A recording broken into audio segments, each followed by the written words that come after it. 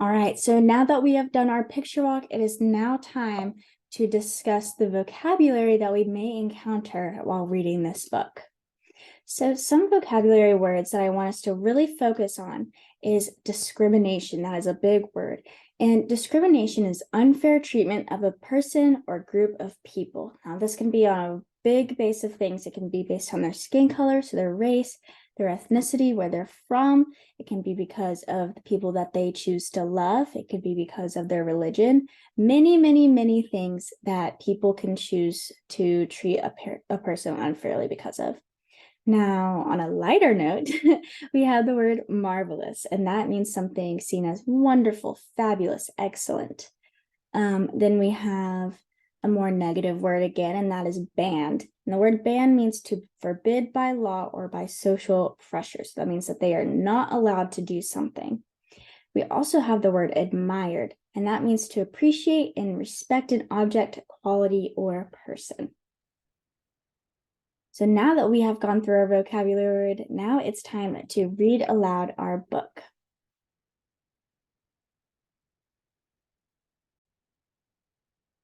All right, so here's our book again. It is You Are a Star, Ruth Bader Ginsburg, and it is written by Dean Robbins, illustrated by Sarah Green.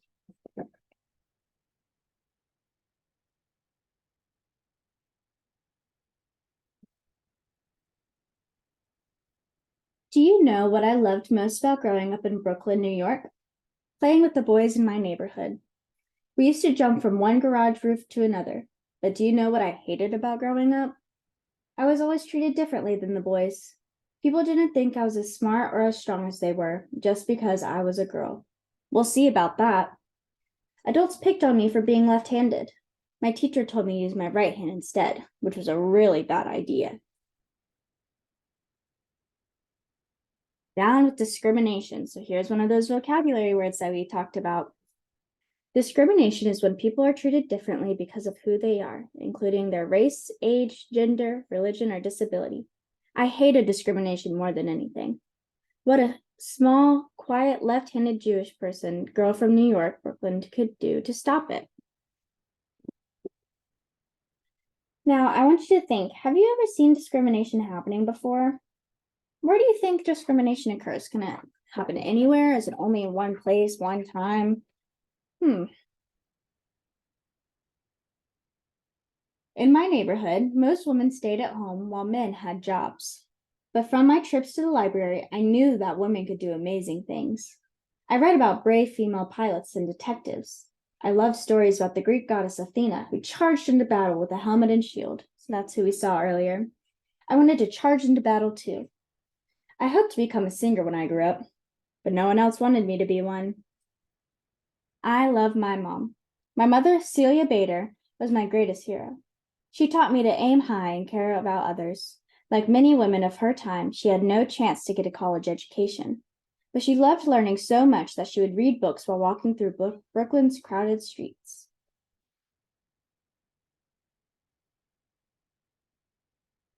I worked really hard in high school, twirling batons, playing the cello, writing for the newspaper, making speeches. I was preparing to do something great with my life, but I wasn't sure what. Mom taught me that the best way to win an argument is by showing respect. You know what? She was right.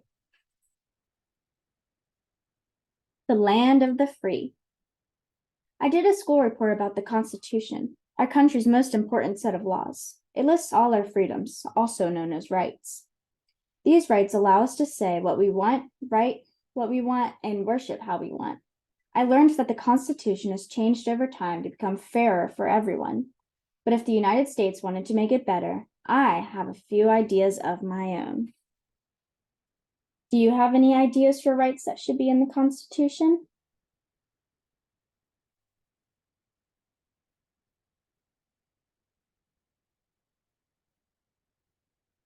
My parents saved money so I could go to college in 1950. That's where I learned what lawyers do. Lawyers know everything about our country's laws. The best thing is, they use their knowledge to solve people's problems. Lawyers work in a place called a court, where they meet with judges who wear long black robes. A lawyer explains a person's problem to a judge by making an argument. If the judge and others agree with the argument, the lawyer wins. Problem solved. My professor said that good lawyers could make our country a better place. I wanted to be one of those myself. To prove that a woman could do well in college, I needed to work as hard as I could. So I studied in the quietest place I could find. Her bathtub, that's funny. Care to dance? My college classmates thought I cared only about studying, but I took time for dancing too. You should have seen me do a dance called the Lindy Hop. I whirled and I twirled.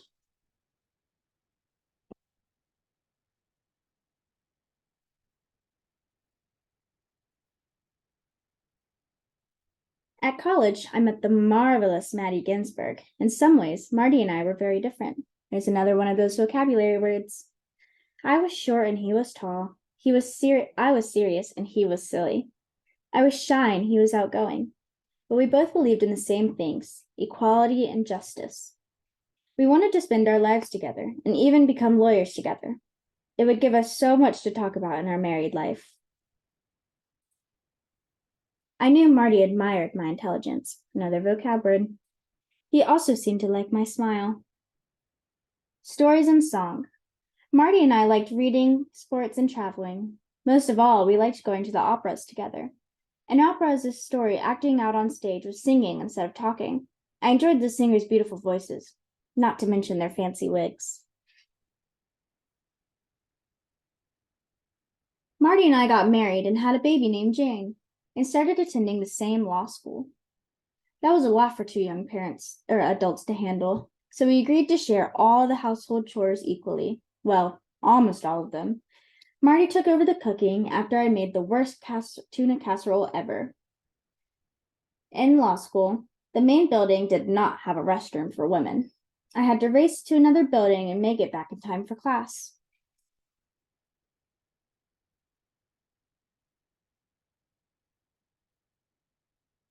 Women keep out. Law schools did not accept many women. Would you believe that my school even banned women from the library? I wanted to prove myself by becoming the top student in my class. Make way for Ruth Bader Ginsburg. So there's that vocab word, banned, so they weren't allowed in the library. Now, I want you to think, do you think it was fair or equal that women used to not be allowed in the library to have the same access to materials that the men did too? I don't think that's very fair. I graduated from law school with high honors, but at first, nobody would hire me. Male lawyers did not believe that women could handle this difficult career. When I did get a job, I set out to show how awesome we can be.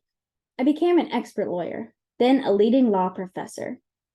By 1972, I was ready to pursue my passion, fighting discrimination.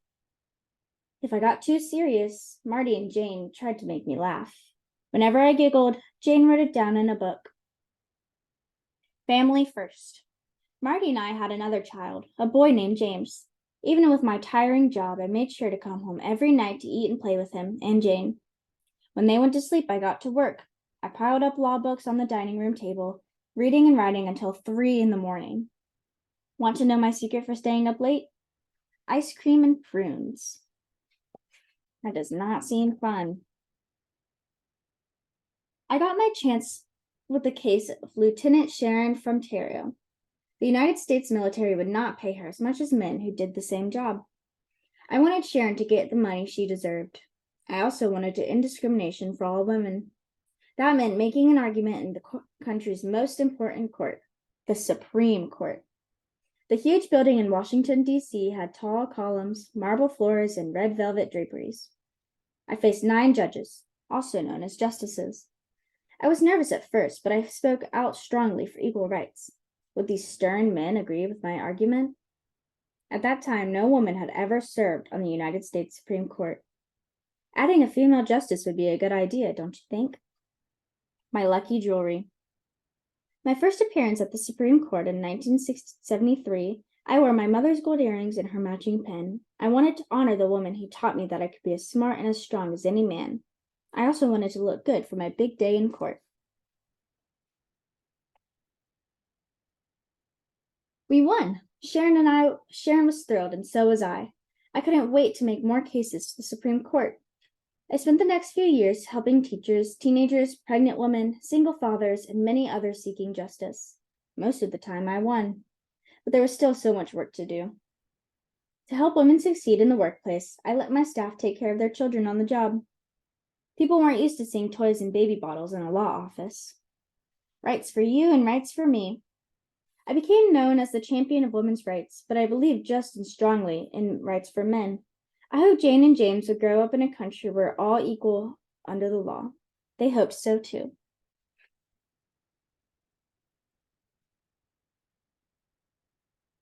How could I make even more of a difference? In 1980, I became a judge. And then in 1993, the President of the United States chose me to be one of the 9 Supreme Court justices. Can you believe a small, quiet, left-handed Jewish girl from Brooklyn would be the second female justice? This was my chance, my best chance to defend the values closest to my heart: equality and justice. The Supreme Court's black robes were designed for men to wear with neckties. When I joined, I added my own touch.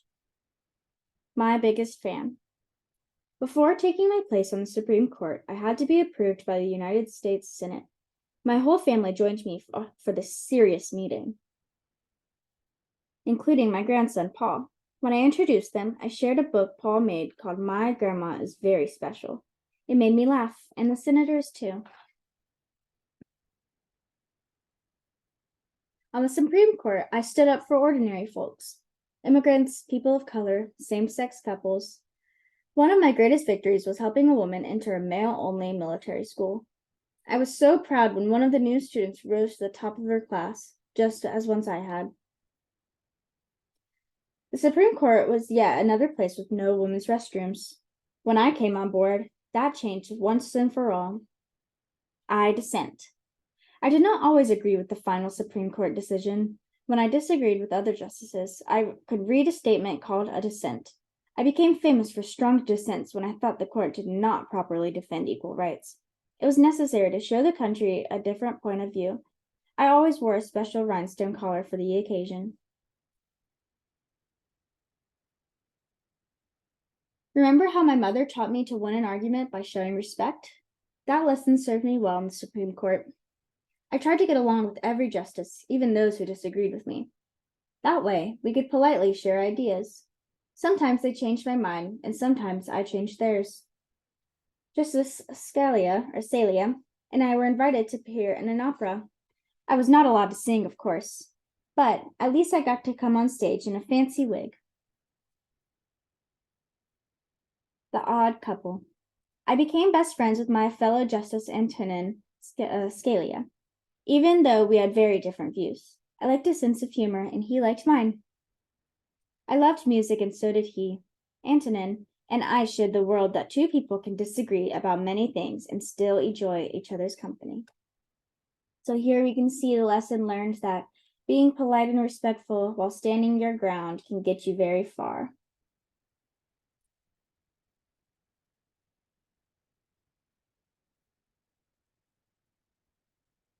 I never cared about being famous, but a funny thing happened when I got older. I became a star. People nicknamed me RBG. They put my name on t-shirts, coffee mugs, and posters. They painted my face on their fingernails. They even dressed up as me for Halloween. It made me happy because I knew they were really celebrating. I might not look strong, but I could do more push-ups than you. You're as young as you feel. I was glad to show the world that an older woman can be as powerful as anyone else. Along with my busy schedule at the Supreme Court, I went horseback riding, water skiing, parasailing, and whitewater rafting. Not bad for a great-grandmother.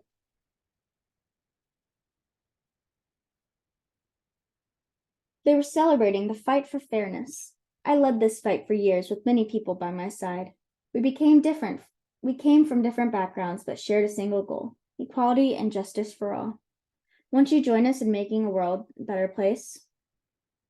As a girl, I dreamed of being just like my mother one day. What kind of hero will you be when you grow up? United we stand. My favorite words come from the beginning of the Constitution. We, the people of the United States, in order to form a more perfect union. This beautiful phrase inspires Americans to work together for the common good. If we try hard enough, we can make life better for one another.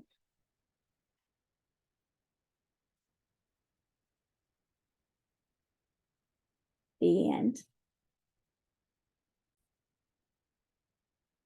All right, so now that we have read aloud our book, it is time to move on to our discussion.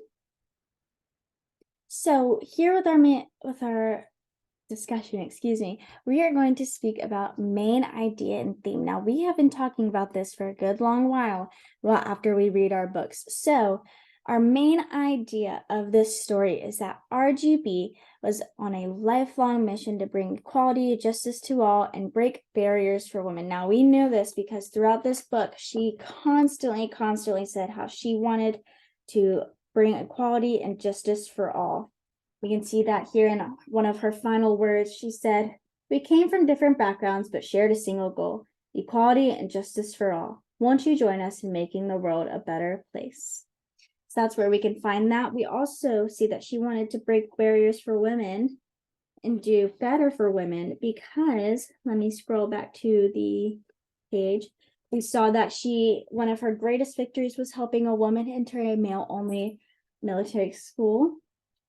We also saw her fight for women in breaking it discrimination because she couldn't even enter her school's library. She was accepted to the school. She was allowed to study at the school, but she couldn't go into the library like the men. No, that's not fair at all. So her whole life she had fought for equality and justice for everyone and everything. With our theme, this is autonomy. Now, autonomy is kind of having like the right to your own body, what you do with yourself, what you say, what you speak. So with autonomy, we are going to think about the awareness of injustice from a young age. Gender can present obstacles, limitations, appreciation of barriers, and determination to overcome this. So with that, I mean that RBG, from a very, very young age, was so keen. She noticed all the small details going around her. She noticed that she was judged for being left-handed. She noticed that she wasn't treated equally as the boys that she was friends with. She noticed this from a very young age, and she continued to notice this throughout the whole rest of her life and everything that she encountered.